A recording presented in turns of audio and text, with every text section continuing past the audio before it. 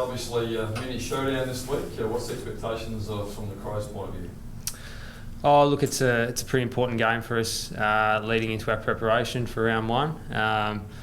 Obviously, we've got our sights firmly set on that first game against the Kangaroos, so we'll use this weekend to, I guess, really prepare as best we can for that game and certainly get our structures and systems out there to test, and obviously to play quality opposition in Port Adelaide is really beneficial for us as well.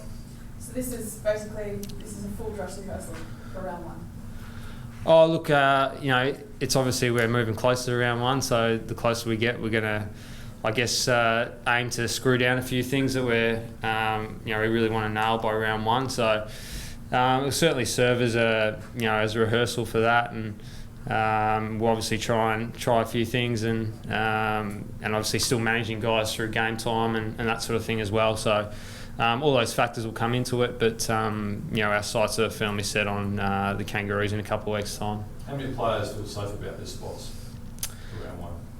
Oh, look, I think over the pre-season we've built a really good culture of competition, and we've known from day one that we're going to be all fighting for positions, and you have to be able to come in and perform, and that's the way we want to be as a footy club. It's a way that our club can hopefully be successful, and we can drive each other to get better, because if we have that pressure from underneath, then it allows us to, I guess, take our individual games to a new level, and that's what we need.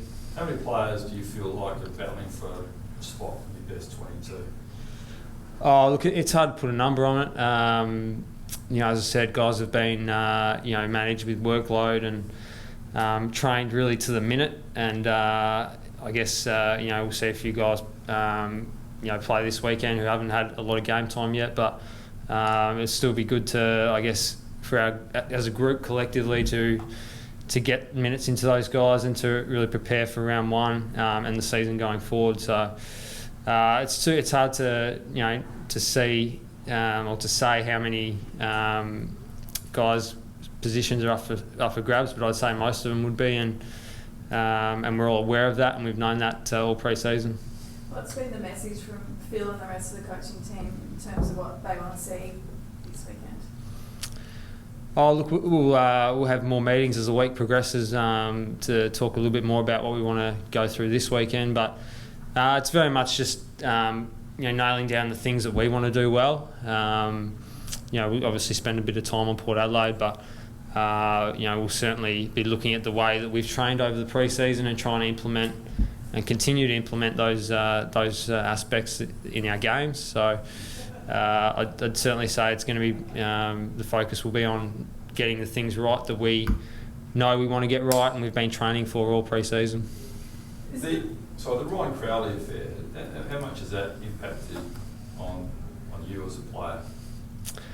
Oh, look, obviously our club's not directly involved, so it's hard for me to make any comment on that issue, but obviously it serves as a wake-up call to all of us as players that we've got to be really careful with what we do. Are you really careful personally? Do you know what you can and can't take? Yeah, the AFL provides a lot of education and advice around what the rules and regulations are, so we're well advised as to what they are, and for that specific case I can't really comment because our club's not involved, but we're certainly aware of what we're allowed to do and what we're not allowed to do. Ever instances when you might be home and you have to ring the doctor to question whether you can take similar things to a Panadol and that sort of stuff, or are you well educated in that? Are you confident, or do you have to make those calls occasionally?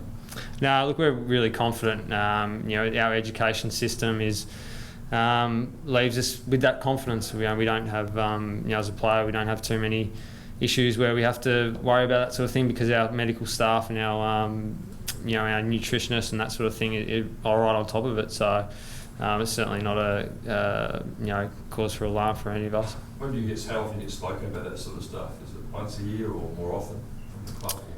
Oh no, look, it's a regular thing, and obviously with what's happened in the last few years, it's become more regular, and as I said, we got full confidence that we're on top of everything, and it's no issues for us as players really. As you said, I guess it was a wake-up call a little bit for players just to make sure what they're dotting the I's and crossing the T's. Yeah, obviously when this sort of thing happens, it gets out into the media and everyone's across it. So the players certainly are aware of that. But as I said, we have full confidence in what we've done as a footy club, and I can't really speak on behalf of the Fremantle Footy Club on it. The boys, you guys didn't play on Footy Park this weekend. It's a bit of blast from the past for you. Yeah, I guess we've been training on it, in the lead up to Christmas and that. So we've spent a bit of time out there anyway. But it'd be good to get back there back here and play. And our footy club has great memories of the ground. So hopefully we can get a lot of our supporters back there to see us play on Saturday. And how's your body going personally?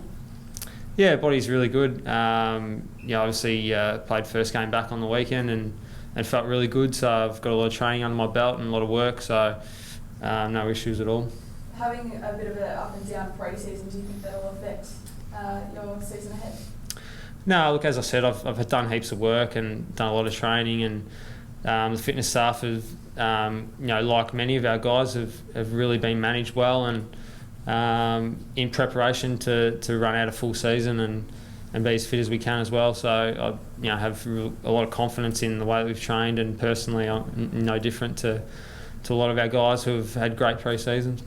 AFL was trialling at Etihad this weekend a 15-second display of a shot clock.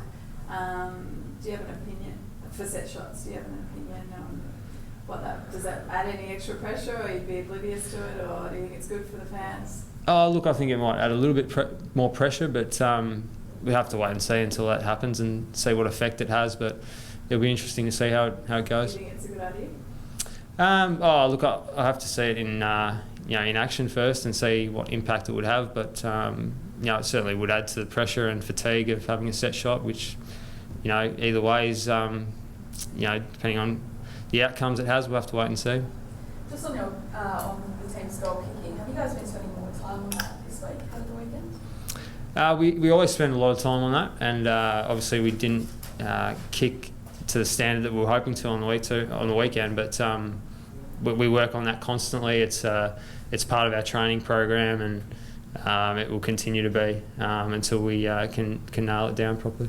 So about the game plan, obviously new coach taking a while to adjust to. How long will it take? Josh Jenkins said on Sunday it could take as long as 2 years. Is that over the top, or how long did it take to refine it to the level you want it to be at? Look, we'll be, hopefully we'll be refining it for all the time, every week, and trying to get better at it all the time.